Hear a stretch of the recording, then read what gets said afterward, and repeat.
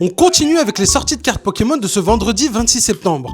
On a vu les sorties françaises, les sorties japonaises, maintenant il est temps qu'on parle des sorties coréennes.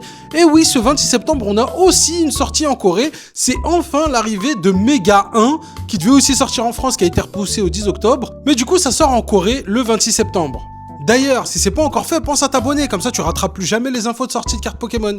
Alors pour ceux d'entre vous qui sont pas au courant, les cartes coréennes c'est exactement la même qualité que les cartes japonaises. Les seules différences qu'on a physiquement, ça va être l'arrière qui va être bleu comme l'arrière qu'on a chez nous en Europe, donc ce sera pas le même arrière que sur les cartes japonaises. Et la deuxième différence, ça va être l'écriture. Bon, pour l'œil aguerri, on voit bien la différence entre un kanji coréen et un kanji japonais. Maintenant, je vais pas vous mentir, les différences restent minimes. Mais en ce qui concerne vraiment la qualité d'impression, les textures sur les SAR et tout ça, c'est exactement pareil que les japonaises.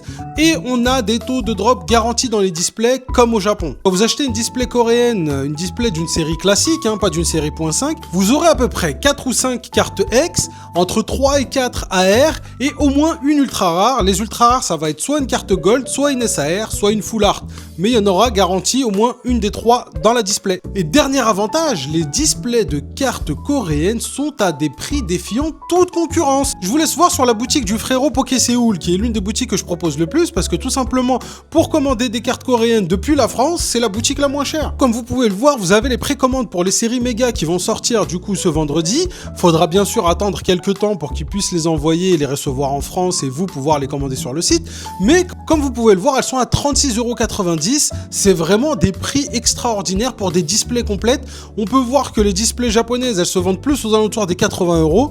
Franchement, c'est exceptionnel. Pour ceux d'entre vous qui veulent juste compléter leur set, collectionner, avoir de belles cartes et qui s'en foutent un peu de la langue qui a écrit dessus, c'est vraiment le meilleur plan. Ou si c'est pour vos enfants et que c'est pas des joueurs du TCG qui veulent surtout des belles cartes, franchement n'hésitez pas à passer le pas, passez au coréen, vous ne serez pas déçus. D'ailleurs, pour ceux d'entre vous qui connaissaient pas le travail de Poké Séoul, n'hésitez pas à aller le suivre sur Insta, il met toutes les infos de mise en ligne, mise en vente, des réceptions, il dit tout ce qui se passe sur son compte Instagram, donc n'hésitez pas à aller checker ça, il fait vraiment du super bon boulot, c'est pas pour rien que Sina vous le conseille.